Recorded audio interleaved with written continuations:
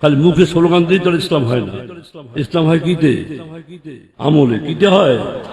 আমলে হয়, স্লোগানে ইসলাম হয়।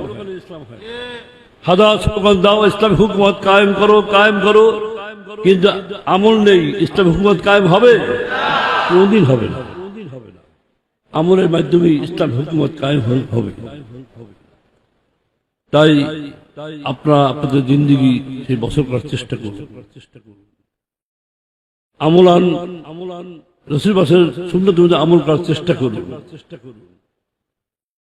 লেবাস, পোশাক, চাল চলন, চেহারা সুরত সবকিছু হবে আমার রসুল পাকের নমুনা হবে।